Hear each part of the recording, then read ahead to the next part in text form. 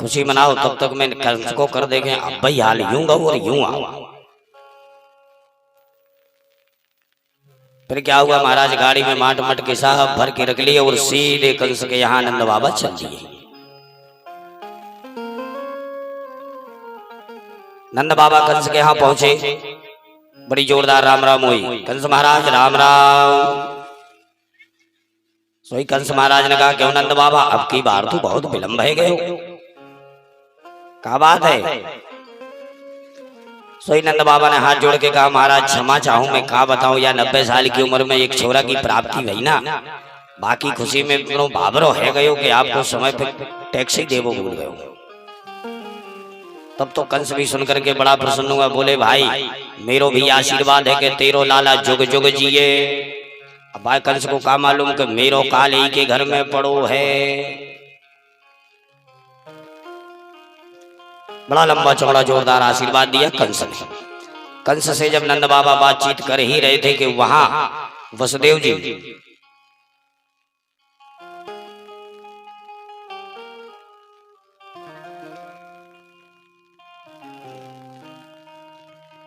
Jail खाने में पड़े पड़े देख रहे थे, और जो नंद बाबा के ऊपर वसुदेव जी की नजर पड़ी तो घबराए गए कि हे भगवान, मैं अपना छोरा इनके घर में छोड़ के आओ और ये मेरे छोरा को घर में छोड़ के यहाँ घूम रहे हैं मथुरा में।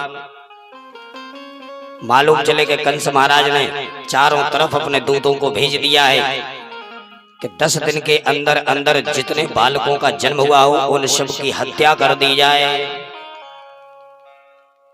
तो इसके दूत चारों तरफ भ्रमण कर रहे हैं, ऐसा ना हो कि ये पहुंच ना पाए और इनके दूत पहले ही पहुंच जाएं।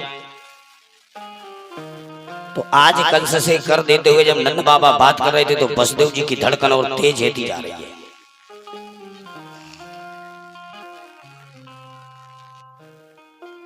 जैसे ही वहां से कंस दे करके कंस का कर दे करके नंद बाबा लौटे सो तुरंत वसुदेव जी ने बुलाया, अरे नंद बाबा राम राम। अरे वसुदेव भैया राम राम, सब ठीक ठाक हो, सकुशल है। वसुदेव जी बोले नंद बाबा मैं कितनों ठीक ठाक हूँ, वो तो मुझे जेल में अंदर पड़े पड़े सब समझ में आ रही है, पर तू ठीक ठाक है। क्योंदारी के तेरे पुत्र की प्राप्ति भई, तूने मुझे बतावो तक ना समझो, तो कैसो मेरो मित्र है।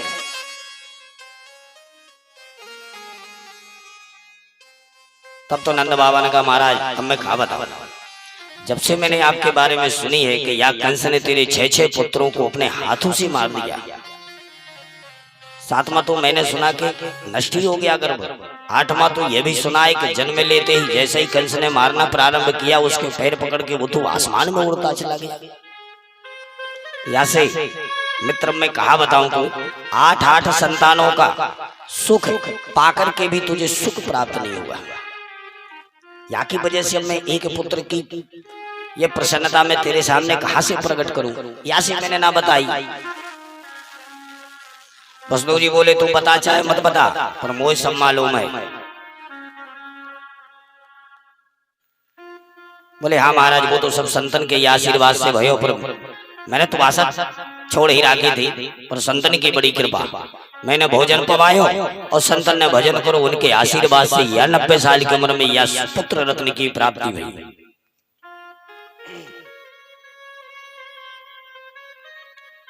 अब वहां वसुदेव को लग रहा था कि ऐसा ना हो कि कोई दूत वहां पहुंच जाए, तो तुरंत ही वसुदेव जी ने कहा नंद बाबा तू जाने मैं ज्योतिष को बहुत बड़ा विद्वान हूं। अच्छा, तो वसुदेव ने मेरी हस्तरेखा देख इस समय में ग्रह दशा कुछ ठीक ठाक चल रही है कि ना है। जो नंद बाबा ने हाथ बढ़ाया, वसुदेव जी ने हाथ को पकड़ के मेष मिथुन इत्यादि करके बोले भैया बाबा, अरे नंद बाबा इस समय में तेरी ग्रह दशा कुछ ठीक ठाक नजर ना आ रही है। फिर बोले तेरी ग्रह दशा स्पष्ट कह रही है कि बहुत ही जल्दी तेरे घर के ऊपर विशाल भारी संकट आवे बारो है, इसलिए जितने जल्दी बने तू यहाँ से भाग, दौड़ लगा सीधे घर को। जो इतनी बात वसुदेव जी ने नंद बाबा से कही तो नंद बाबा बोले महाराज अब तो मैं यूं चलूं। वसुदेव अब मैं फिर मिलता हूं जब अवसर मिलेगा तो, पर अब हाल तो मैं यूं जाया, और सीधे राम राम करके चल दिए।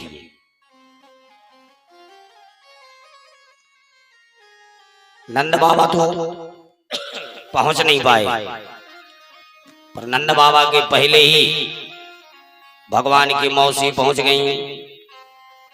मौसी कौन पहुंच गई? कंसेन प्रहिता घोरा पूतना बाल घातिनी शिशुश्चचार निघ्नन्ति पुरग्राम प्रजादिषु। नगर ग्रामों में बालकों की हत्या करती हुई पूतना मौसी पहुंच गई।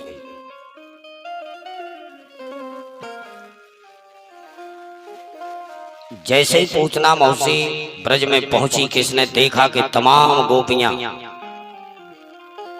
बधाई ले लेकर के जा रही है। नंद के आनंद भयो जय कन्हैया लाल की, हाथी दीनों घोड़ा दीनों और दीनों पाल की। ये समझ गई कि काऊ के घर में छोरा भयो है, पर बाकी घर तक पहुंचूं कैसे?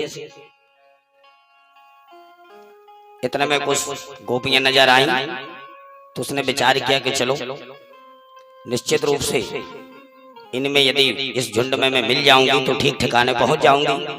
बाद झुंड में सुंदर एक मनोहारिणी दिव्य स्त्री का सुंदर रूप बनाया और उसी रूप में जाकर के उस देवियों में सम्मिलित हुई और चल दी। वहां पहुंचते ही सबने बधाई दी तो ये भी बधाई देने लगी। अरे यशोदा बहन बधाई हो, बधाई हो, 80 साल की उम्र में तुझे ये पुत्र रत्न की प्राप्ति हुई है। अब जब सब गोपियां बधाई दे रही हैं तो ये भी बधाई देने लगी। बोली बहन बधाई हो, बधाई हो, बड़ी खुशी की बात है। आप सबको यह आशीर्वाद है या बुढ़ापे की उम्र में यह आशीर्वाद प्राप्त भयो, बट मैंने तो आशा छोड़ ही रखी थी। इस प्रकार से सबने बधाई दी तो इसने भी बधाई दी। इसने कहा क्यों बहन तेरो कहाँ है छोरा, मैं भाई आशीर्वाद दे के आऊं। यशोदा ने कहा देख ले अब भाई हाल मैंने पालने में पड़ो, अभी हाल सोयो है, जाकर के सीधे हाथ फेर करके आशीर्वाद दे के आ और हिलाइए डुलाइए मत। यदि वह जाग गए हो तो बड़ी विडंबना है जाए। फिर क्या हुआ, महाराज पूतना सीधे भगवान शिव के पास चल गई। भगवान ने देखा अपनी ओर पूतना को आते हुए, तो भगवान ने पूतना को आते ही देखते ही अपने नैनों को बंद कर लिया। अब भगवान ने अपने आंखों को बंद क्यों किया, यहां पर कई भाव प्रकट हुए। एक संत कहते हैं भगवान ने अपनी आंखों को इसलिए बंद किया कि भगवान द्वापर में आए तो थे माखन मिश्री दूध दही छाछ खाने के लिए, पर दूध दही का तो अभी स्वाद भी नहीं चखा और ये पूतना मौसी सीधा जहर पिलाने आ गई। इसलिए आंख बंद करके भोले बाबा को ध्यान कर रहे हैं कि हे भोले बाबा आप ही आकर के इस विष का पान कीजिए, हमारी इस विष से रक्षा कीजिए। एक संत कहते हैं नहीं, भगवान ने इसलिए नेत्र बंद किए कि भगवान इस धराधाम पर दुष्टों का संहार करने के लिए आते हैं। तो भगवान को लगने लगा कि ये अभियान हमें पूतना मौसी से ही प्रारंभ करना पड़ेगा। इसलिए नेत्र बंद करके भगवान ध्यान कर रहे हैं। एक संत कहते नहीं, भगवान ने इसलिए नेत्र बंद किए कि ये है मायावती और भगवान है मायापति।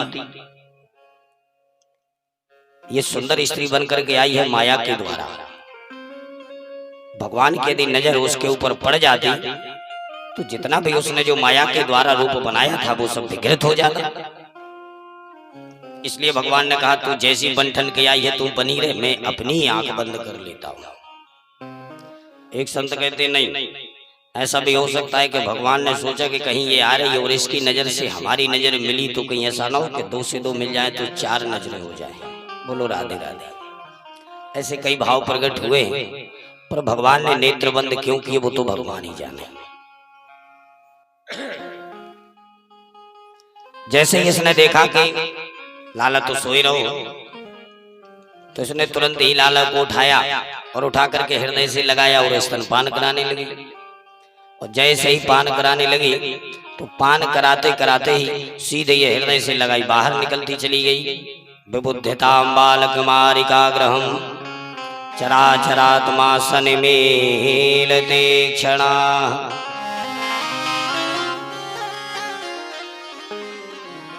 सबसे पहले भगवान ने पेय अर्थात दूध को पिया, फिर विष को पिया, और विष को पीते पीते भगवान फिर प्राणों को भी पीना प्रारंभ कर दिया। काढ़ं कराड्यं भगवान प्रपीड्य तत् प्राणे शमं रोष शमन्वितो पीवतो। जैसे प्राणों को पीना प्रारंभ किया तो इसके मन स्थलों में वेदना होने लगी। अब ये चिल्लाई सा मुंच मुंचाल अमृत प्रभाषणी, हे कन्हैया छोड़ दो, हे कन्हैया छोड़ दो। भगवान मुस्कुराए, बोले मौसी पहले तो हम पकड़ते नहीं, यदि किसी को पकड़ ले तो फिर छोड़ते नहीं।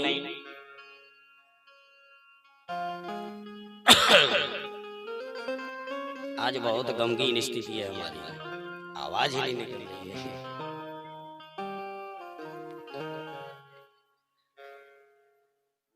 अब बात तो सही समझ में आ रही सबके लिए। पता नहीं क्या होगा, हमारा तो गला ही खराब हो गया यहाँ आने से। यह सब पहली बार हुआ है।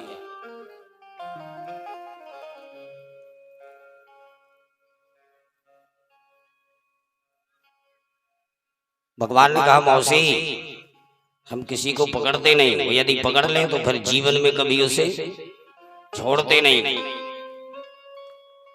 अब जब भगवान ने प्राणों को पीना प्रारंभ किया तो इसको बड़ी विडंबना होने लगी। जोर जोर से चीखी, सा मुंच मुंचाल अमृत प्रभाषणी, हे कन्हैया मुझे छोड़ दो, हे कन्हैया मुझे छोड़ दो, हे कन्हैया मुझे छोड़ दो। अब कन्हैया काय को छोड़े, इसने दौड़ लगाई, सीधे घनघोर जंगल में पहुंच गई, और वहां पहुंचते ही इसने विशाल एक राक्षसी का रूप धारण किया। भगवान तो प्राणों को पान कर ही रहे थे। प्राणों को पान करते करते धड़ामदी से ये नीचे गिरी, और नीचे गिरते ही गोविंदाय नमो नमः। प्राणों को प्राणांत हो गई। सुखदेव जी कहते हैं राजन, पूतना के गिरते ही 6 कोस तक के वृक्ष टूट करके सब चकनाचूर हो गए।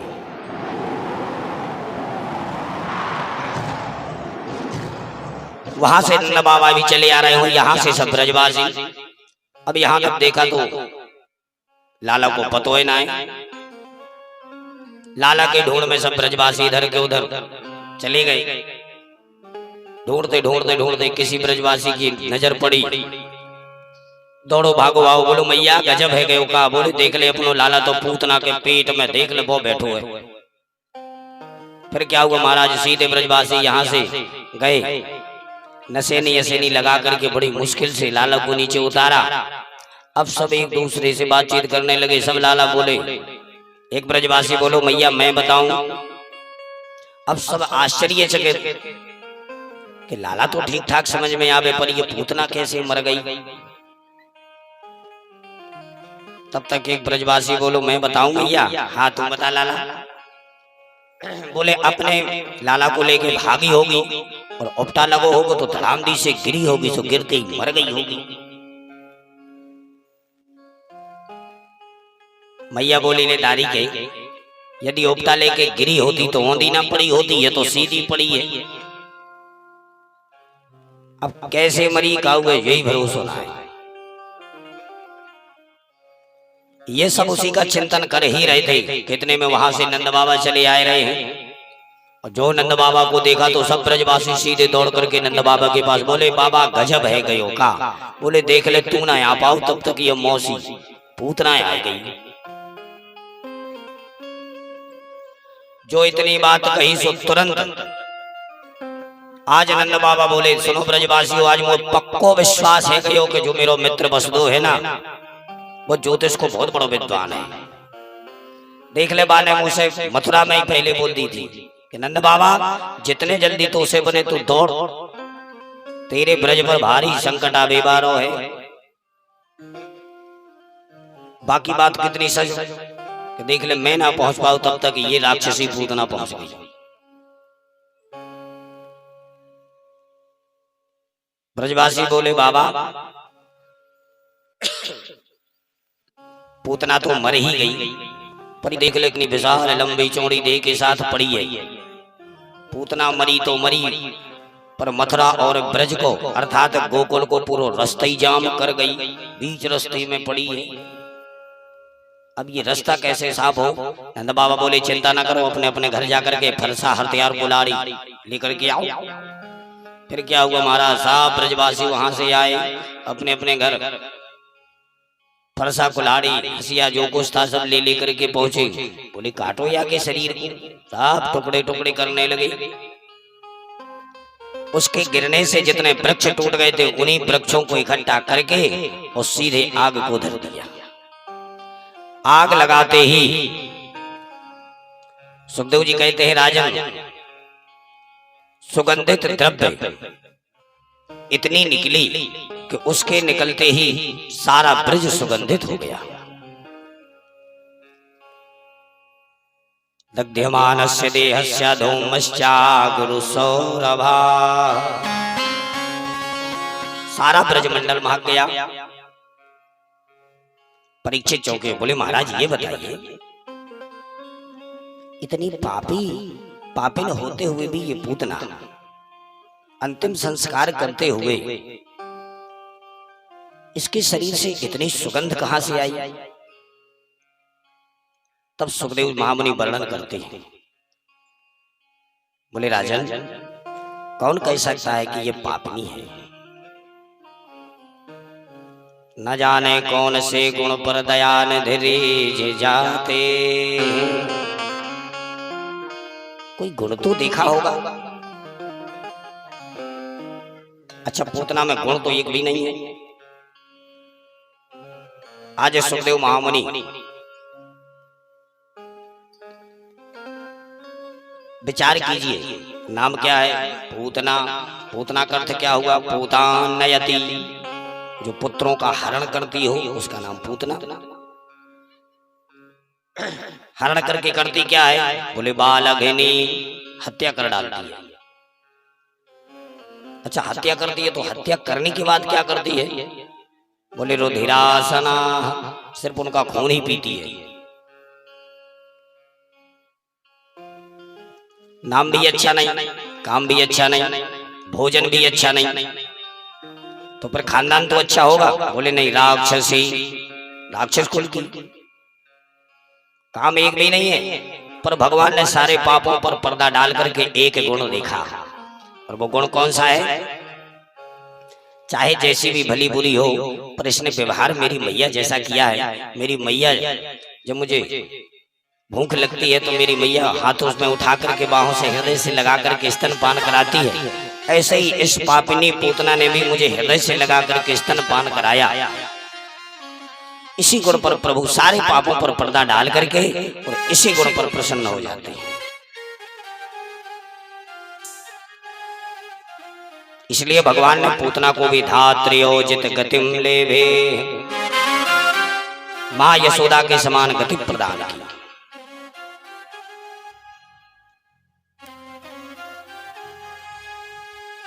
सुखदेव जी कहते हैं राजन, या ये तत्पोतना मोक्षम कृष्या कृष्णस्यार्भकमद्भुतम शृणुयादक्षरयामर्त्यो गोविंदे लभते रतिम। पूतना वध की जो पावन चरित्र को श्रवण करता है, श्रवण करने से भगवान के चरणों में उसको रति प्रदान होती है। बोले बाल कृष्ण लाल की जय हो। आज तो बिल्कुल सब डाउन है, डाउन।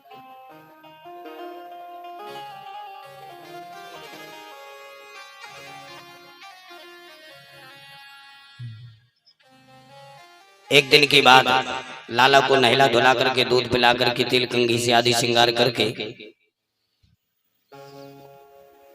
मैया ने अपने लाला को पालने में लिटाया।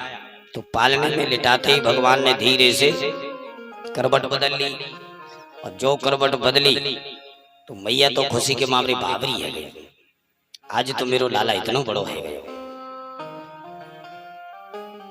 तुरंत बुलायो नाई, ए नाई, सारे ब्रज में बुलौआ लगाए दियो। काय को? बोले याद तो मैं गीत गवाऊंगी। काय की खुशी में? बोले मेरे लाला ने करवट बदली है, मेरो लाला इतना बड़ो है गयो। अब मैया को तो गीत गवावे के लाने कछु न कछु बहानो चाहिए।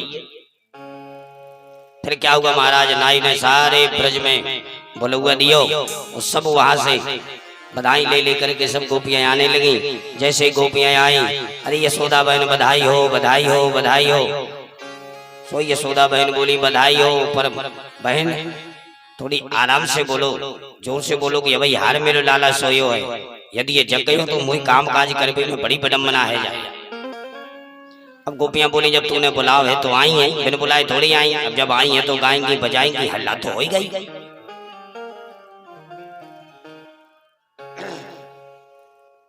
बोले ठीक है, थोड़ी सी रुक जाओ। और सीधे यशोदा ने अपने लाला को पन्ना लेके और जाकर के बाहर एक गाड़ी रखी थी, उसी गाड़ी के नीचे लटकाई गई। वहीं पर सब ब्रजवासी खेल रहे थे। बोले सुनो ब्रजवासियों, खेल कूद में कहीं मेरे लाला को ध्यान ना बिसार दियो, यहाँ पे थोड़ी नजर किए रखे हो। बोले जी मैया, आप तो निश्चित रूप से अंदर जाएं, मैं तेरे लाला की देखभाल करूं। का मुंह पे भरोसा ना है?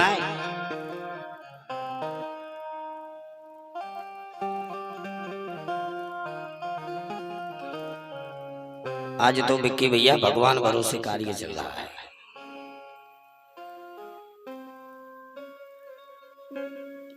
आज कथा करने में हमारा भी मन नहीं लग रहा, अब आवाज ही नहीं निकल रही बिल्कुल। ऐसा लग रहा है जैसे यहाँ किसी ने पकड़ के रखा हो कि तुम बोल नहीं सकते आज।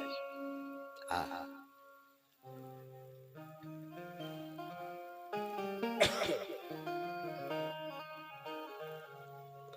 चलेगा, लेकिन भगवान की कृपा माता रानी की होगी तो हो सकता है बीच में ही खुल जाए। हाँ, कोई भरोसा नहीं है।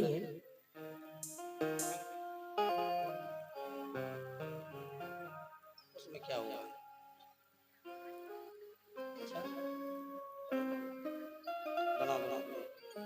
देखो माता जी की आयुर्वेदिक दवाई आ रही है।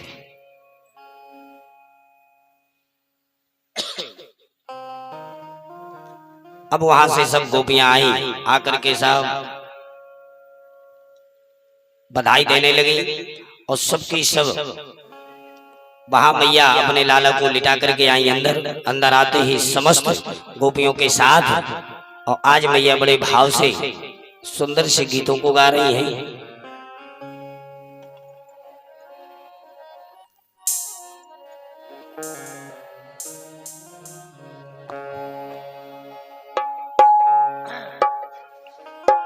गाना मुरली भैया। पलना में ललना झुलावे यशोदा मैया, पलना में ललना, पलना में ललना अबे यशोदा मैया, पलना में ललना, पलना में ललना झुलावे यशोदा मैया, पलना में ललना। इनका भी काम पलना में ललना झुलावे यशोदा मैया, पलना में ललना।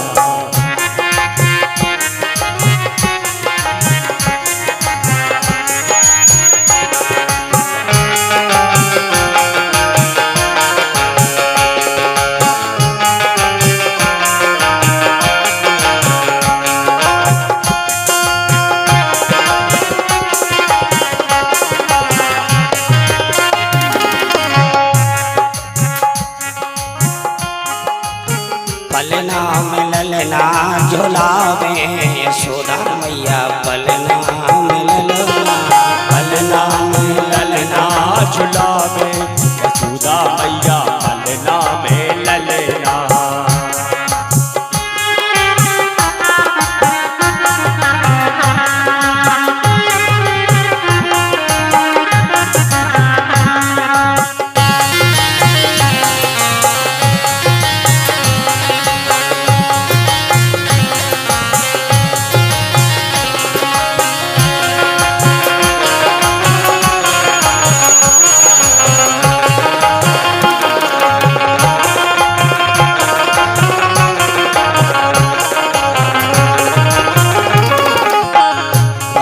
झुलावे ललना खिलावे, पलना झुलावे और ललना खिलावे, पलना झुलावे और ललना खिलावे।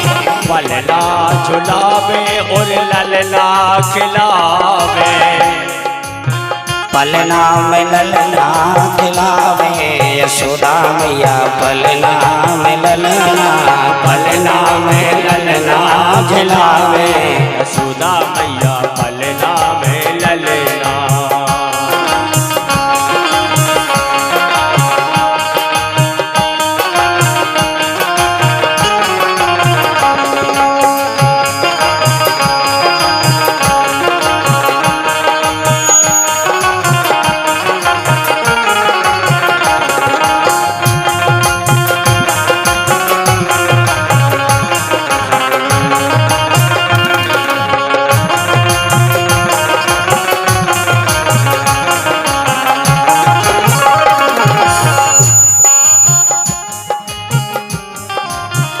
देखिए भैया थोड़ी सी हमें लौंग की व्यवस्था करें चाचा। लौंग लौंग पलना झुलाती और मन हर साथी, पलना झुलाती और मन हर साथी।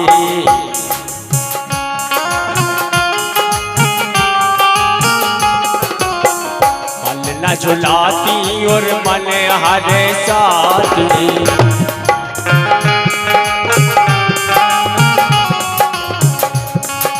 पलना में ललना झुलावे यशोदा मैया पलना में ललना, पलना में ललना झुलावे यशोदा मैया पलना में ललना, पलना में ललना झुलावे यशोदा मैया पलना में ललना, पलना में ललना झुलावे यशोदा मैया पलना में ललना। बोलिए बाल कृष्ण लाल की।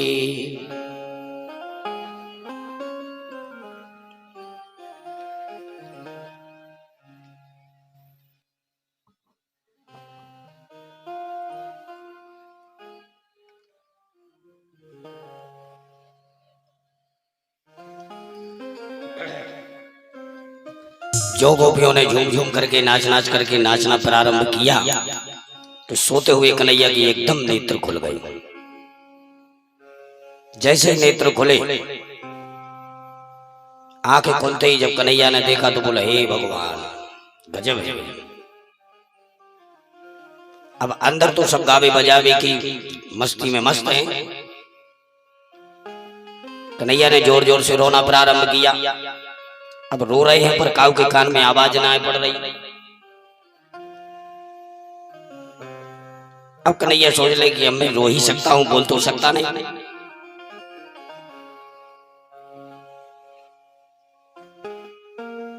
बड़ा बुरा लगा भगवान को कि देखो तो राम राम, हमारे ही गीत हमारी खुशी मनाई जा रही है, तो हमारी खुशी मनाई जा रही है तो हम कोई बाहर गाड़ी के नीचे लटकाया जा रहा है।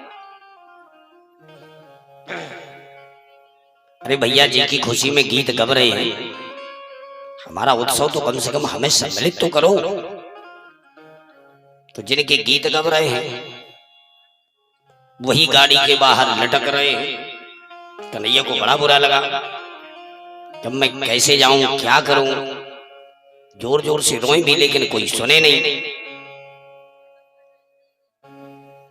इतने में एक सक्तासुर नाम का दैत्य आया और उसी गाड़ी पर बैठ गया।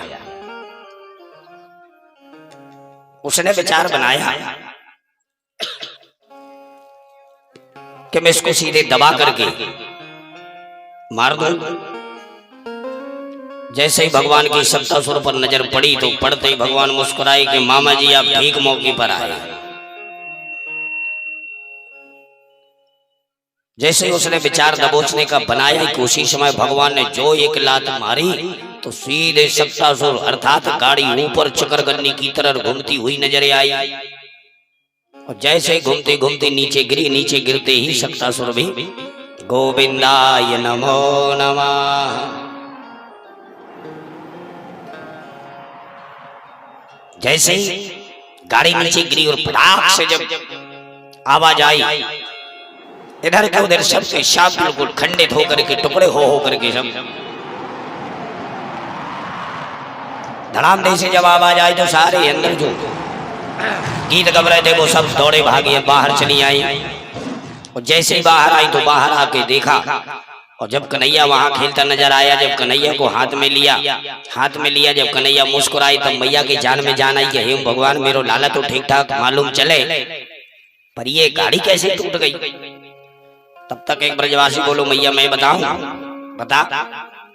बोले मैं क्या बताऊं मैया, यानी ऐसी लात मारी कि आसमान में ये गाड़ी उड़ती चली गई और सीधे वहां से नीचे गिरी, टूट गई।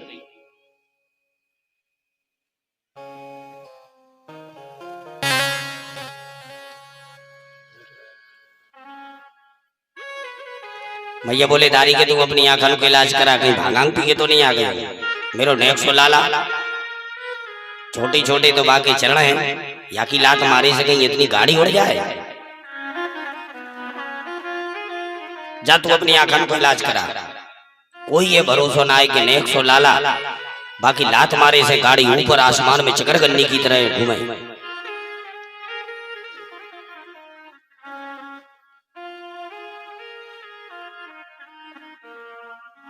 इस प्रकार से भगवान ने सक्तासुर का भी उद्धार किया।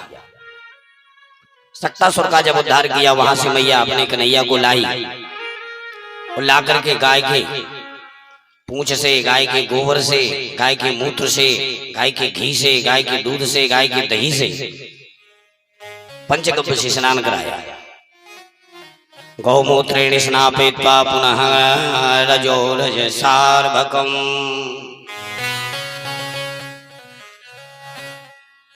गाय की पूंछ से पकड़ करके छोटे छोटे बच्चों को यदि झाड़ा मार दिया जाए तो 1 वर्ष तक कोई भी अनिष्ट उस बालक पर प्रभाव नहीं पड़ता। इंद्रियाणि हृषिकेशा प्राणा नारायणो बतो श्वेते दीप पतश्चित्तम मनो योगेश्वरो बतो।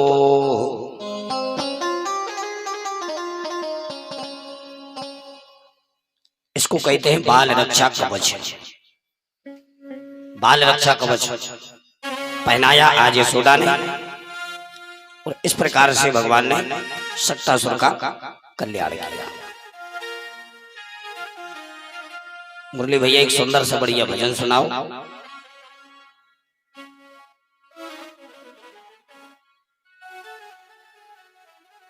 इनकी भी आवाज आज गली है, आज तो दोनों ही कहते हैं ना जैसे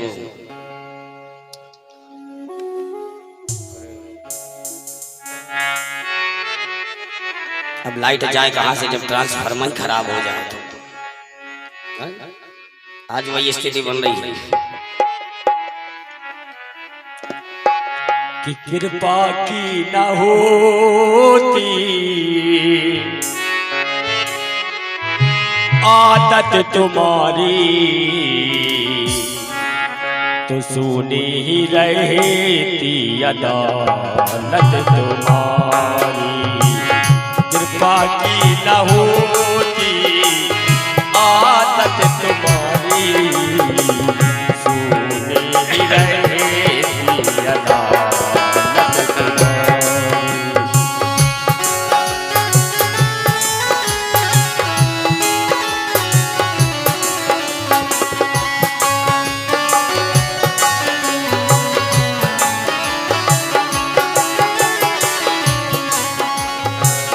कृपा की न होती आदत तुम्हारी।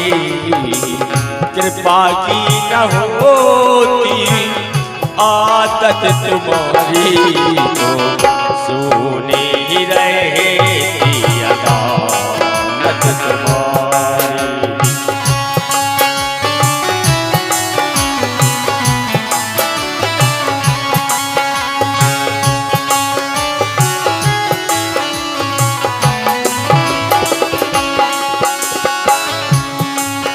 नंदलाल सहारा तेरा है, गोपाल सहारा तेरा है। नंदलाल सहारा तेरा है, गोपाल सहारा तेरा है।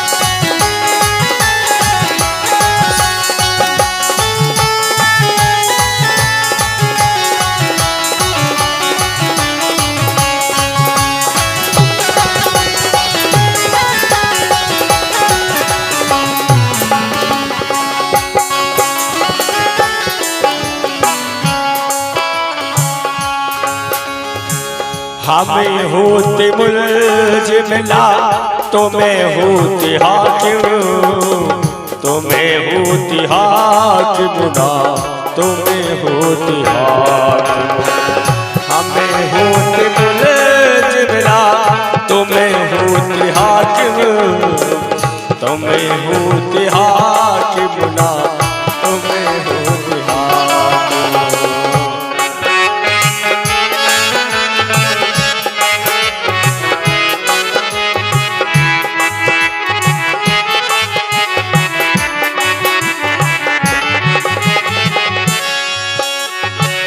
दीनों के दिल में जगह जो न पाती, दीनों के दिल में जगह जो न पाती, तो किसी घर में होती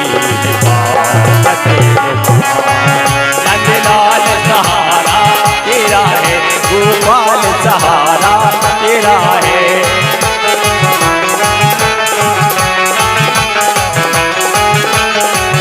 नंदलाल सहारा तेरा है, गोपाल सहारा तेरा है। नंदलाल सहारा तेरा है, गोपाल सहारा तेरा है।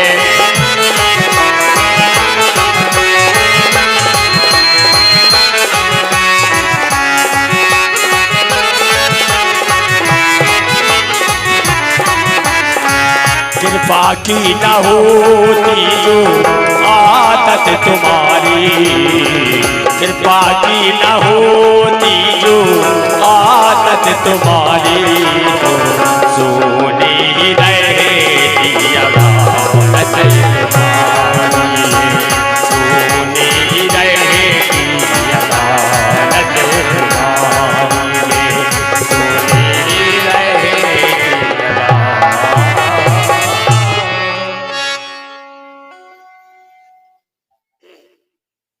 इसको खाओ, आ जाओ, लो काली मिर्च रखी है, खाते रहो खाते रहो।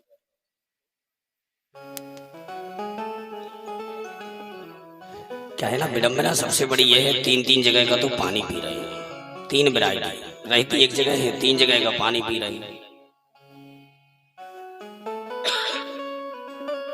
वो टैंक भी आ जाता है तो उसका भी पानी, ये जो नल आते हैं उसका भी पानी। आज पानी न खा रुक जाओ, हम तो खा रहे पानी,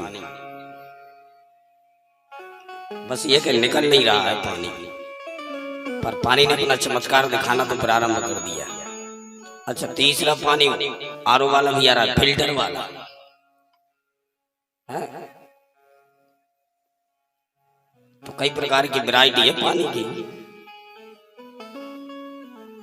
इतना तो बाबा जी निकल रही यहाँ बैठने की, इसके पहले तो निकल ही नहीं रही थी। हमें तो लग रहा था कि यार तो हो गई कथा। अभी डॉक्टर को ही बुलवाया था, इंजेक्शन भी लगवाया, कुछ तो आराम मिले, दवा भी खाई, कोई आराम नहीं। मैंने आज सुबह से इलाज ही चल रहा है, कोई फर्क नहीं। गजब है रे पानी। हाँ वो भी कैप्सूल भी लेके आए थे, उबलते हुए पानी में उस कैप्सूल को डाला, बढ़िया कम्बल ओढ़ करके उसकी भाप ली, पसीना में बिल्कुल एकदम चोर बोर, कोई फर्क नहीं। न जाने क्या अभी विक्स लगाई, सुबह से विक्स एक डिब्बी खाली हो गई 40 वाली। गजब है रे पानी। विक्टोरिया का पानी है झन्नों का, क्यों विक्की भैया ये झन्नों का पानी है। बोले वृंदावन बिहारी लाल की जय हो। आज तो भगवान भरोसे चलेगी, माता रानी की कृपा से जैसी उनकी कृपा हो गई। तो कल देखते हैं, नहीं होगा तो गले को ही बदलवा देंगे, जबलपुर थोड़ी दूर है।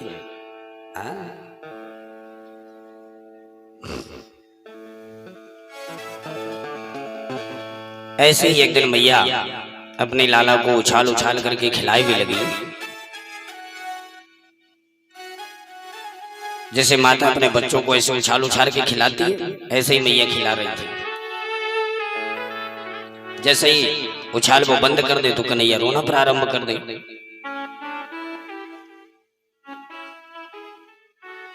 अब मैया का हाथ को छाल गए, हाथ दुखन लगे तो गोद में लिटा करके स्तनपान कराने लगी। जैसे ये स्तनपान कराने लगी इतने में तृणावर्त नाम का एक दैत्य आया बवंडर बन करके। जैसे उस तृणावर्त दैत्य को देखा तो देखते ही कन्हैया मुस्कुराए, बोले वाह मामा जी आप ठीक मौके पर आए। मुझे लगता है मेरे मामा जी ने मेरी ताई उड़न खटोला भेजो है। मेरी मैया ना मोयो छाल पा रही थी, ऐसे मामा जी ने उड़न खटोला भेजो। अब यदि मैया मुझे गोद में से नीचे उतार देवे तो हम ने किया उड़न खटोला में बैठ के थोड़ी सैर कर ले, पर मैया उतारे कैसे। तो कन्हैया ने अपना ही वजन बढ़ाया और इतना वजन बढ़ाया, गरिमाणम ससोरबूढ़म न सेहे गिरिकूटवत। गरिमाणम अपना इतना वजन बढ़ाया कि मैया को गोद में संभालना भी मुश्किल हो गया। मैया को लगने लगा कि मैं काफी देर से यह गोद में लिटाए लिटाए स्तनपान करा रही हूं, तो मुझे तो ऐसा समझ में आवे कि यानी कुछ ज्यादा ही दूध पी लियो, या की वजह से ये भारी है गयो। बालक कहीं दूध पीने से भारी होते, पर ये मैया के भाव ही कुछ लगे।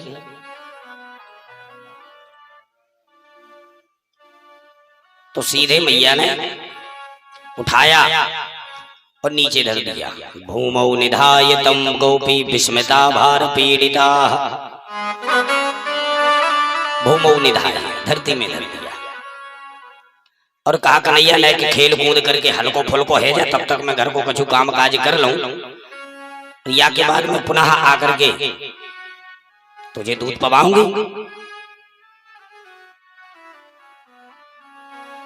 और नीचे रख करके आज कन्हैया को सीधे मैया चली गई घर के अंदर काम काज करने को। तब तक तृणावर्त के दैत्य ने सोचा कि बहुत अच्छा अवसर है, सीधे कन्हैया को लिया, कन्हैया को उड़ा करके ही ले गया। बवंडर, बवंडर जानते हैं इस समय में ग्रीष्म काल में वो तूफान चलता है, अचानक ही ऐसे ही बन करके आया था तृणावर्त।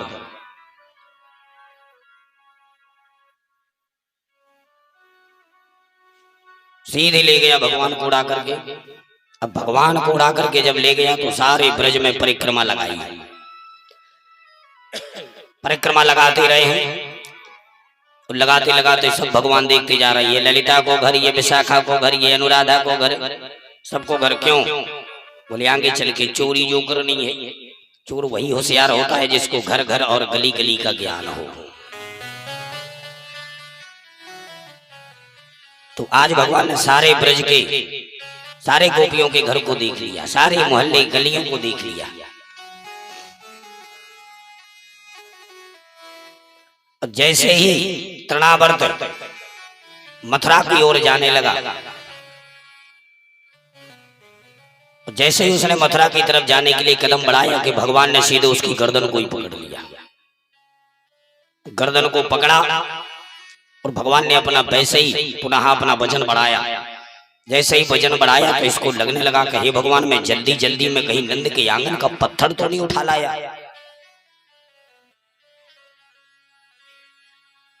जैसे ही तृणावर्त ने यह सोचा तो भगवान मुस्कुराए, बोले कैसा दुष्ट है, अरे मेरे भक्त तो पत्थर में भी मुझको देखते हैं, ये तो सचमुच मुझ में ही पत्थर देख रहा है। चलो इसका सिर हम पत्थर से ही मारते हैं। सीधे वहां से आकर के भगवान ने ऐसा गला दबाया, गला दबा करके जब वजन बढ़ाया तो तुमंतरिक्षात पतितम शिलायाम, सीधे वहां से आकर के शिलायाम अर्थात पत्थर में सिर मार दिया। तो विशीर्ण सर्वावयवम करालम, सीधे ही पत्थर से सिर मार दिया। तो मारते ही तृणावर्त गोविंदाय नमो नमः, बोले बाल कृष्ण लाल की जय हो। गिरते ही प्राणांत हो गया, तूफान भी शांत हो गया। मैया जब वहां से आई, आकर के जब देखा लाला खेल कूद बढ़िया, बाहों में लिया, जब कन्हैया मुस्कुराई तब जान में जान आई। मैया ने जब देखा तृणावर्त को मरे हुए तो अब एक दूसरे का मुंह देखें, हे भगवान ये कैसे मर गए। पर आज मुझे पक्को विश्वास है कि अरे गेरे नत्थु खेरे इधर से उधर मेरे ही घर में आकर के बने, पर को काउए ना मारे। पापी अपने कर्म से ही मर जावे। हिंसस्व पापे न विहिंसिता खला साधो समत्वेन भयात् विमुच्यते। ऐसा कह के मैया अपने मन को समझावे लगी, स्वपापे न विहिंसिता, पापी अपने पाप से मर जावे, इन्हें को काउए ना मारे। अभी मैया को यह विश्वास होने लगा कि मेरे नेक से लाला ये इतने बड़े राक्षस तनावर्त को कैसे मार देंगे, ये विश्वास ही नहीं हो रहा है। तो ये मन में ही कल्पना जागृत हुई, स्वपापेन विहिंसिता, पापी अपने पाप कर्म से ही मर जाते हैं, कोई किसी को नहीं मारता। इस प्रकार से भगवान ने तृणावर्त का भी कल्याण किया। आज वहां पर बैठे बैठे बसदेव जी एक एक दिन गिन रहे हैं, मेरा लाला इतने दिन को है गयो, मेरे लाला इतने दिन को है गयो, पर मालूम नहीं बाको नाम भी नंद ने रखो कि ना रखो। तो बसदेव जी ने अपने गुरु गर्गाचार्य जी को बुलाया, चरणों में प्रणिपात किया और कहा, गुरुदेव मेरी विशेष इच्छा है कि आप जाकर के ब्रज में जो मैं नंद के यहाँ अपने लाला को छोड़ करके आयो, बाको आप सुंदर सो नाम रख करके आओ। बसदेव जी ने जब कही तो गर्गाचार्य वहां से चल दिए। गर्गाचार्य वहां से आए और जो नंद भवन में प्रविष्ट किए, नंद बाबा ने जब गर्गाचार्य को देखा तो चरणों में प्रणिपात किया। धन्य भाग हमारे जो गुरुदेव बिन बुलाए हमारे द्वार पता थे। अतिथि देवो भवा, बिन समय के बिन मुहूर्त बिन बुलाए यदि कोई द्वार पर आ जाए तो वो देवता के समान होता है। आज गर्गाचार्य जी आए हैं, गर्गाचार्य जी का दिव्य भव्य स्वागत किया नंद बाबा ने। और स्वागत करते ही गर्गाचार्य जी का, क्यों नंद बाबा सब ठीक ठाक है? बोले हाँ गुरुदेव सब ठीक ठाक है। बोले तेरे छोराओं को नाम का है, बाको थोड़े नाम बताओ तो मैं इनको भविष्य देखूं। तब नंद बाबा ने कहा, हे भगवान गुरुदेव अब मैं क्या बताऊं, दोनों बालकों की खुशी में मैं इतना बाबरो है गयो कि बिन को तो अभी तक हमने नाम ही ना रखो। अरे महाराज जी गुरुदेव जब आप आ ही गए हैं तो आपके ही मुखारबिंद से नाम रखना है। बोले हम नाम तो रख देंगे पर गुप्त विधि से रखेंगे। बोले ठीक है महाराज। सीधे गौशाला में जाकर के नाम रखा।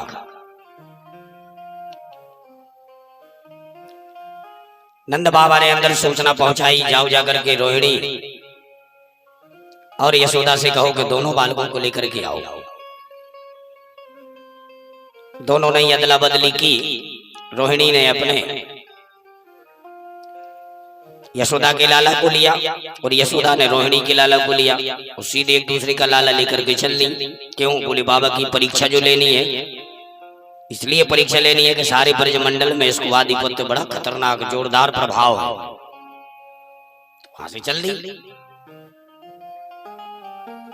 वहां से आते ही दोनों ही गुरुदेव के सामने बैठ गई चरणों में प्रणाम करके। जब गर्गाचार्य ने देखा और यशोदा की गोद में जो लेटा हुआ लाला है, जब उस पर नजर पड़ी तो नजर पड़ते ही सोचने लगी कि ये कैसी अदला बदली है। तुरंत कहने लगे, देवी यशोदा ये जो तुम्हारी गोद में बालक है ये तुम्हारा नहीं है। फिर बोले अयम ही रोहिणी पुत्रो, निश्चित रूप से ये रोहिणी का पुत्र होना चाहिए। जब इतनी बात गर्गाचार्य ने कही, यशोदा रोहिणी की तरफ देख करके कहने लगी, देख ले मैंने तो पहले ही कहा था कि ये बड़ा विद्वान है। देख ले बाकी नजर पड़ते ही बाने पट्ट से पहचान लियो। तब यशोदा ने कहा, हाँ गुरुदेव निश्चित रूप से ये रोहिणी का पुत्र है, पर हम दोनों बहनें एक दूसरे के छोराओं में कोनो अंतर ना समझे। या को पुत्र जो है बाद में अपनो समझो, और मेरा पुत्र है तो ये भी अपनो ही समझे। हाँ महाराज, निश्चित रूप से ये रोहिणी का पुत्र है। पर यहाँ को नाम क्या है? बोले इसको नाम हम रख रहे हैं बलाधिक्याद बलम विदो। ये बहुत बलशाली निक्षी को, इसलिए यहाँ को नाम रख रहे हैं बलराम।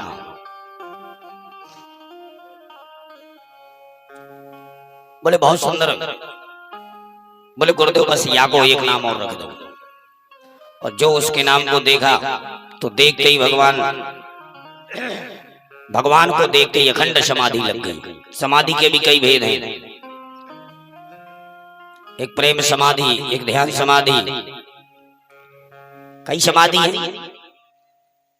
तो ये प्रेम समाधि लग गई। काफी समय के बाद जब नेत्र खुले तो खोलते ही भगवान, आज गर्गाचार्य जी ने कहा कि यशोदा जो ये तेरा पुत्र है, इसके नाम मैं कहां तक रखूं? या के नाम अनेक अनूपा।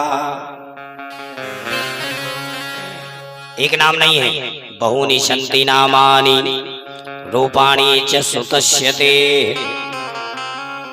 गुण कर्माण रूपाणि तान्यहं वेदनो जन।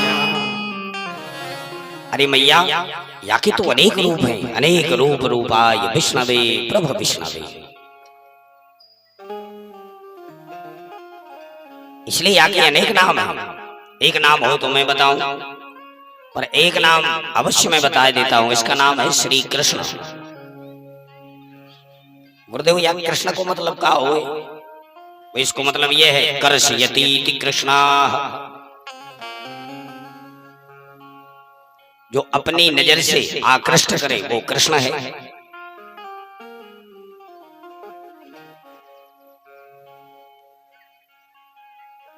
काव्य जो एक री लगाई गई है, वो री आपने देखी है कैसी लगती है? ऐसी लगती है वो री जैसे मछली फंसाने वाला वो कांटा होता है, बिल्कुल वैसे ही है। वो मछली यदि उस कांटे में फंस जाए तो अपने प्राणों को त्याग दे, पर उस कांटे से निकलने वाली नहीं है। ऐसे ही हमारे भगवान श्री कृष्ण की जो काके नीचे लगी हुई है,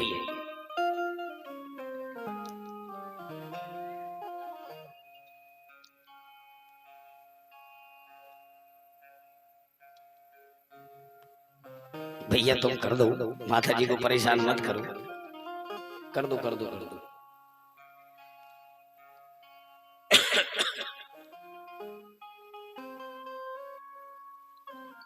तो काके नीचे जो री लगाई गई है वो मछली वाला एक कांटा उसकी तरह है। ऐसे ही भगवान कर्षयति कृष्णा, इसलिए भगवान का एक नाम है हरि।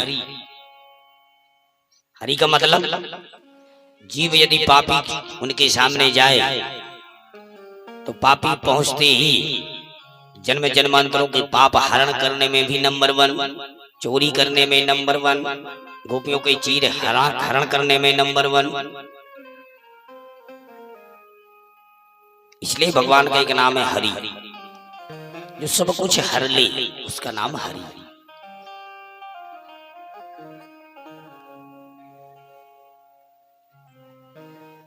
इस प्रकार से दोनों के नामकरण संस्कार हुए। यशोदा और रोहिणी वहां से अपने बालकों को लेकर के आई। आते ही अंदर महलों में यशोदा ने कहा, देख बहन, ये जो गर्गाचार्य है तो बड़ो विद्वान, पर यानी नाम जरूर टेढ़े मेढ़े रख दिए। अब अच्छा पढ़ा लिखा भी व्यक्ति हो तो कृष्ण नहीं उससे बनता। कुछ लोग तो कृष्णा कृष्णा ऐसे बोलते हैं। ये कृष्ण बड़ा कठिन शब्द है, इसमें तो मालूम चला कि जीभ ही नहीं लौट रही।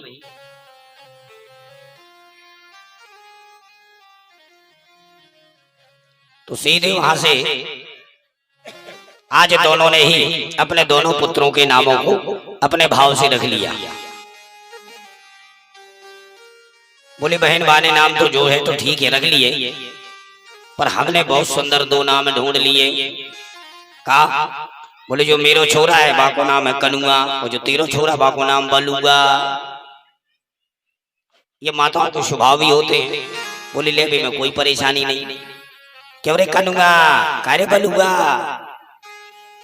कोई परेशानी नहीं।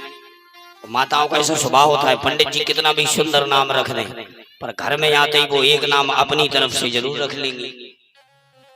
हाँ, अच्छा कुछ नाम ऐसे होते भी हैं कि वो सदा एक से नहीं लगते। नाम भी ऐसा रखना चाहिए कि वो सदा चलता तो रहे। जैसे एक माता जी के पुत्री का जन्म हुआ, अब वो पुत्री बेटी इतनी सुंदर थी, नाम रख दिया गुड़िया। अब गुड़िया कब तक नाम अच्छा रहेगा, जब तक वो गुड़िया है। अब मालूम चला कि गुड़िया हो जाए बुढ़िया, और फिर बुढ़िया से कहो काहे गुड़िया, फिर कितना अच्छा लगेगा।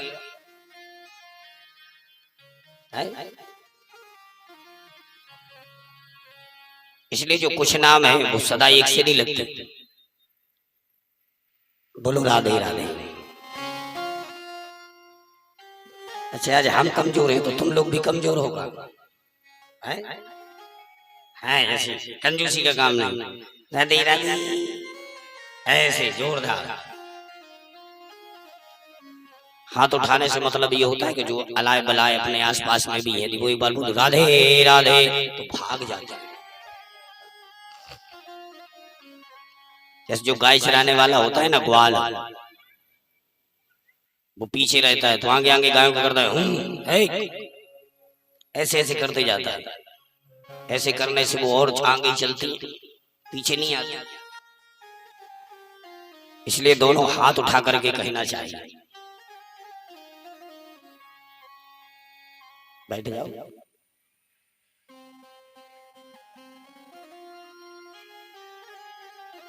तो आज यहाँ पर मैया ने दोनों ही अपने लालाओं के नाम रख लिए, कनुआ और बलुआ। बोले कृष्ण बलदेव की जय हो।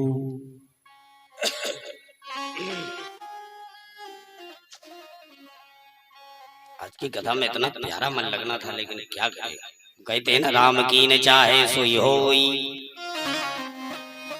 आज हमारा मन ऐसा कह रहा था कि हम आज ऐसी कथा करेंगे कि 5 साल तक तो तुम लोग याद करोगे। कोई पंडित जी आए थे, मन ही हमारा ऐसा हो रहा था कथा करने का। भगवान ने कहा ऐसे कैसे तुम कर सकते हो, हम करवाएंगे। लेकिन आज नहीं होगी, कल होगी। भाई 7 दिन में हम एक दिन कथा ही ऐसी करते हैं कि लोग हमें 2-5 साल तो भूलते ही नहीं।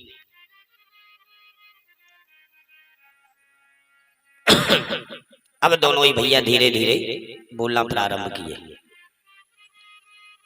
मैया से मैया, दाऊ से दाऊ, बाबा से बाबा। गा देते हैं, बनेगा तो ठीक है, नहीं बनेगा तो कोई बात नहीं। अरे मोहन मैया मैया कहने लगे, मोहन मैया मैया कहने लगे, मोहन मैया मैया कहने लगे।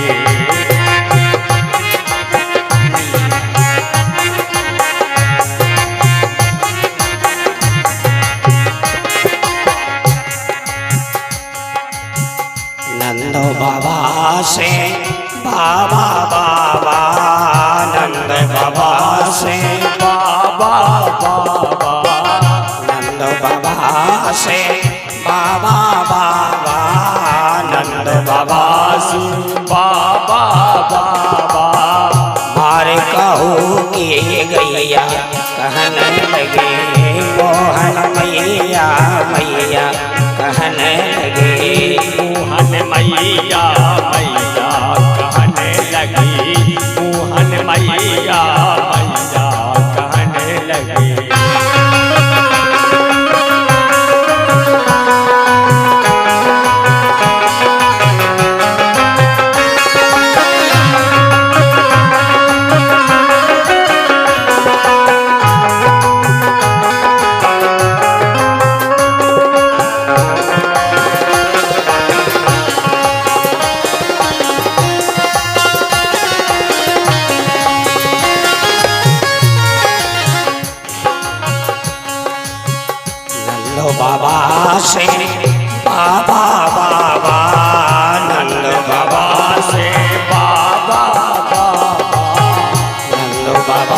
से बाबा बाबा, नंद बाबा से बाबा बाबा, बलदाऊ से भैया कहने लगे, बलदाऊ से भैया कहने लगी, मोहन मैया कहने लगी।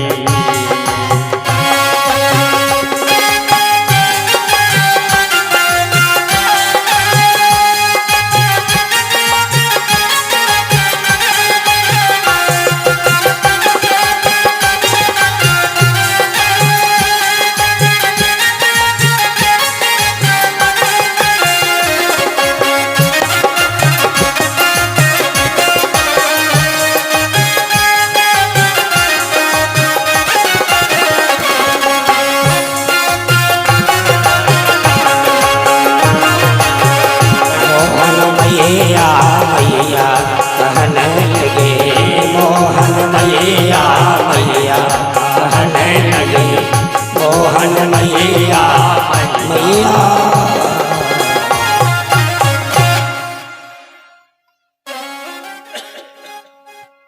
इस प्रकार से आज भगवान मैया से मैया, दाऊ से दाऊ, बाबा से बाबा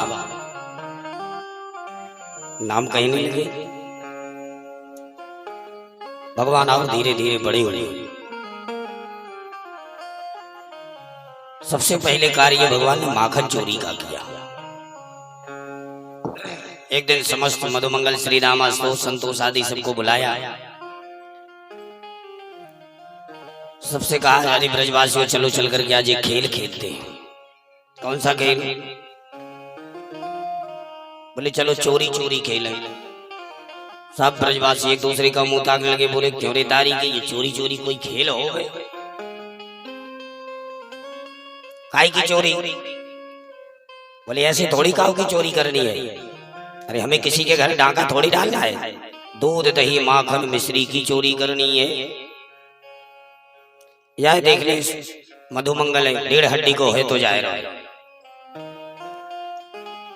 हमारा विचार ये है, एक सोच के देखो रे ब्रजवासियों, गायों की सेवा हम करें, गायों को चराने हम जाएं, गायों को पानी हम पिलाएं, चारा हम डालें, उनको दुहें भी हम, और दूध निकाल के घर लाएं हम और खाएं मथुरा वाले। बोले ये कोई अच्छी बात है? अरे बोले जब गायों की सेवा हम करें तो दूध भी हमारा ही खाने का अधिकार है, किसी और का थोड़ी। बोले इसलिए आज से हमारी गायों का दूध हम ही सब लोग खाएंगे, बिल्कुल नहीं यहां से जाने देंगे। बोले बात अच्छी लगी? बोले हाँ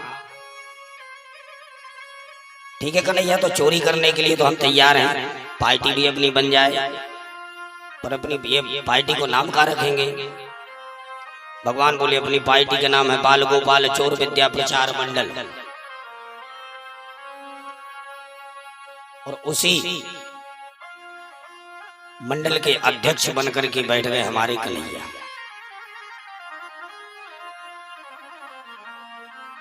अब अध्यक्ष जैसी कहें वैसा सबको करना है। बोले आज जाओ और अपने अपने घर में चोरी करो। सब लोगों ने जाकर के पहली बार अपने अपने घर में चोरी की। प्रातः होते ही दूसरे दिन वो पुनः एकत्रित हुए।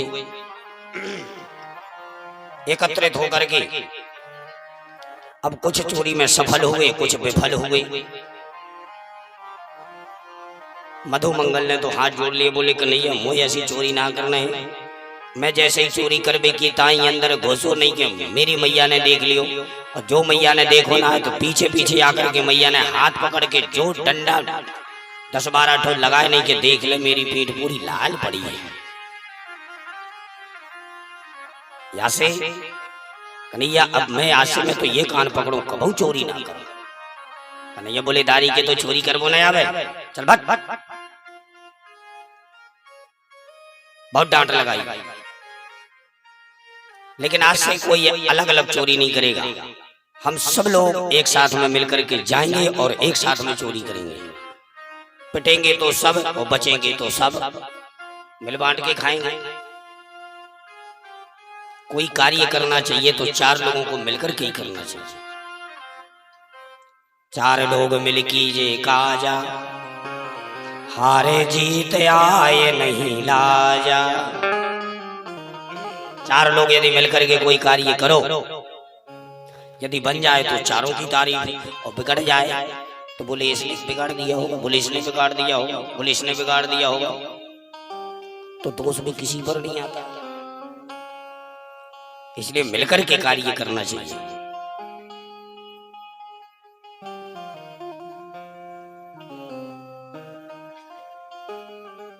आज कार्य प्रारंभ हुआ माखन चोरी का, घर घर जाना भगवान ने प्रारंभ कर दिया। एक दिन भगवान ने एक गोपी के यहां डाका डाला, और जैसे ही अंदर प्रविष्ट हुए नहीं तो भगवान चोरी तो कर रहे हैं, पर गोपियों के भाव देखे आप। गोपियां भी जिस दिन भगवान जिस गली से ना निकले, उस दिन गोपियों को भी यही लगने लगता है कि आज हमारा कन्हैया नहीं आया। क्यों नहीं आया सखी, क्या बात है? कुछ ना कुछ तो कारण है। सदा प्रभु की माधुर्य मूर्ति को देखने के लिए लालायत रहती है।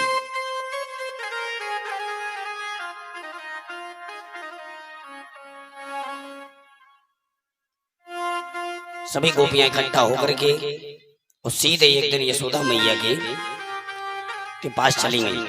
कब?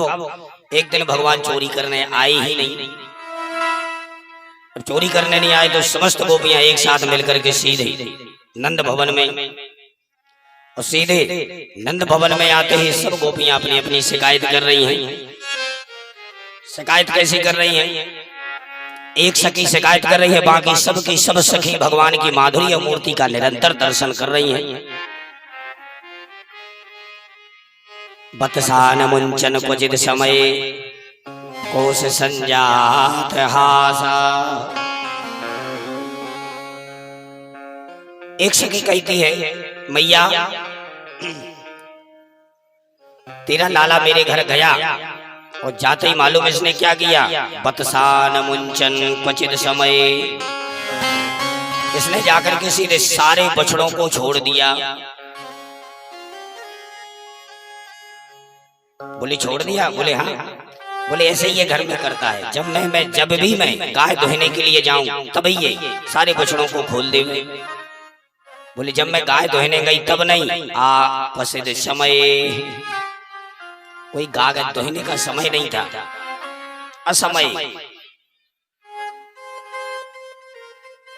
अब तो मैया आंखें फाड़ फाड़ के देखे, हे भगवान मेरो नेक सो लाला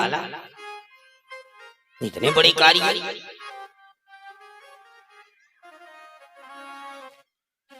वो शिकायत कर रही है, समस्त गोपियां दर्शन कर रही हैं। इतने में दूसरी सखी ने कहा, मैया मेरी और सुन ले। ठीक है तू सुना दे। उसने कहा, भैया चलो माखन तो खावे की चीज है तो खा खूब। एक दिन मैंने आंगन में ही रख दिए सारे माट मटके, तो या ना खूब खायो, वो खावे के ताई जितनो शेष बचो भाई पूरे आंगन में लुढ़का दियो, पूरे आंगन में कीच मचा दी। तो खावे की चीज है, खात रहे तो कम से कम नीचे तो ना बगरा तो। या से मैया मैं तो तेरे लाला से तंग है गई।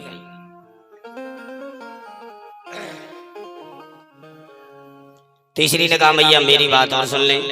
ठीक है तू सुना दे। बोले अब मैं क्या बताऊं, मेरे घर में तो आप तो जानो भैया थोड़ो ही सो मक्खन हो।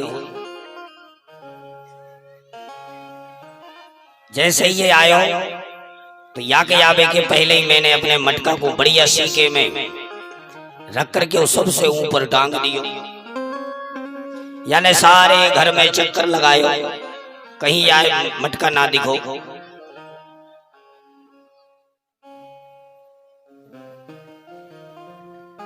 आज माखन चोरी भी होगी, मटकी फोड़ कारीगरी।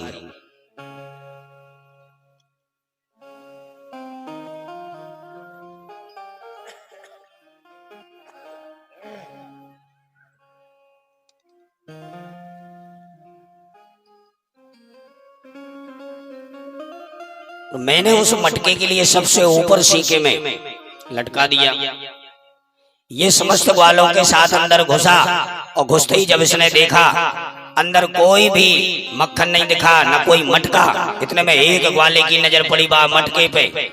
सोई बोलो, देख ले कन्हैया, ये गोपियां बड़ी होशियार हैं, देख ले मटका को कितने ऊपर लटका दिया। कन्हैया बोले, ये बात है? अरे तो हम भी कन्हैया हैं, मटका यदि ऊपर लटका तो फिर देखते हैं। फिर क्या हुआ महाराज? बोले, उठाओ एक बांस को डंडा। एक ग्वाला को बांस को डंडा लेके आओ और सीधे आकर के बाय मटकी के नीचे खड़े होकर के जोर जोर से एक ठूसा मार दियो तो मटका में हो गयो छेद। और जैसे ही छेद हुआ नहीं तो सारा दही बूंद बूंद करके नीचे टपकने लगा। और जो दही टपके तो सब बारी बारी से बढ़िया ऊपर मुंह कर करके गप गप गटकते जाए और एक एक करके सब पाते जाए। मालूम चला कि कुछ देर के बाद दही सब नीचे टपका और खाली मटका ऊपर लटका।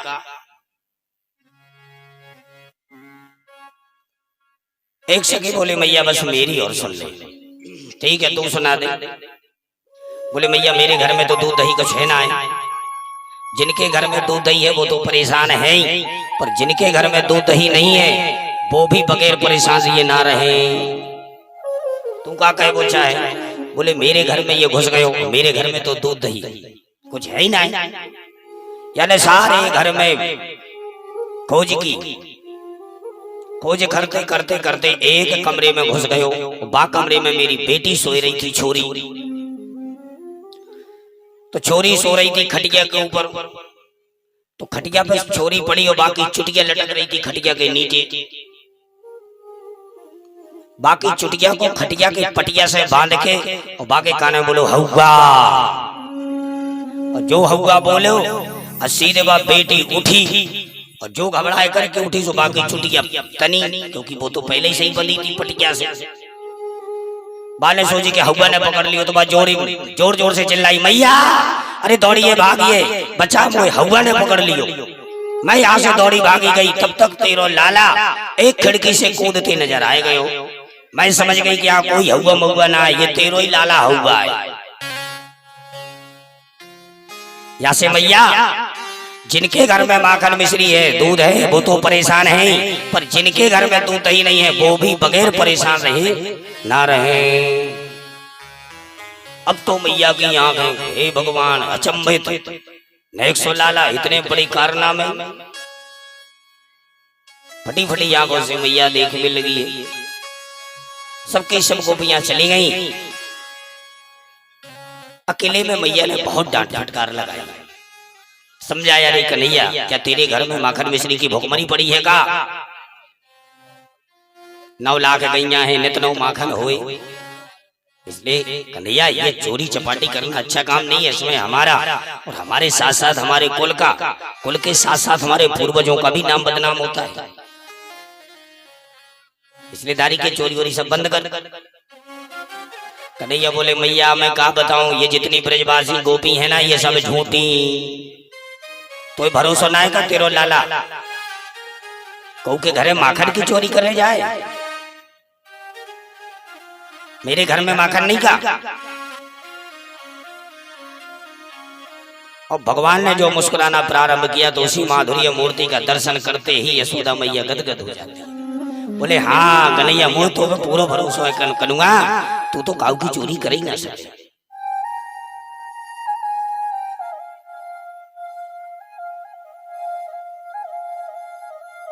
पर गोपियों के ये भाव,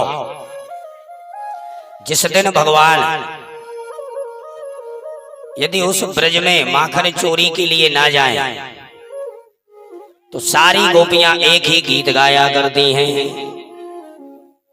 सुनी है गोकुल नगरिया, आजा आजा समरिया, सुनी है गोकुल नगरिया, आजा आजा समरिया।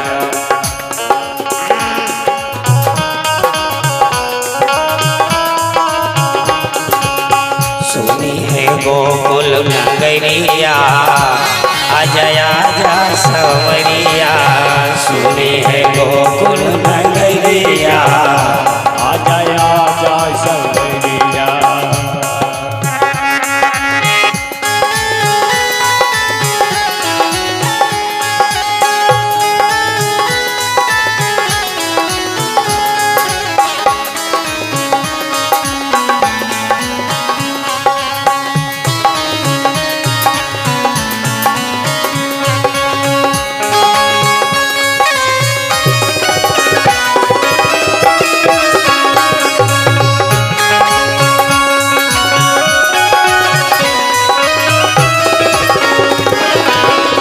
वृंदावन के तुम हो राजा, वृंदावन के तुम हो राजा। भक्तों को अब दरस दिखा जा, भक्तों को अब दरस दिखा जा। आके बजा जा मुरलिया, आके बजा जा मुरलिया।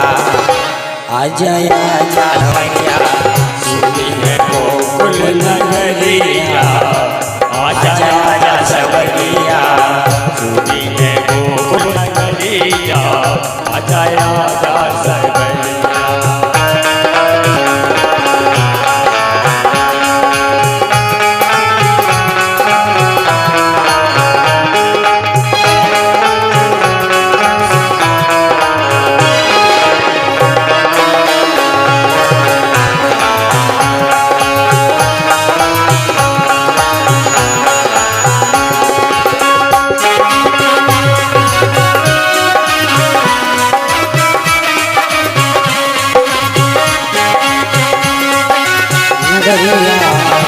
आजा सवरिया सुनी है गोकुल नगरिया।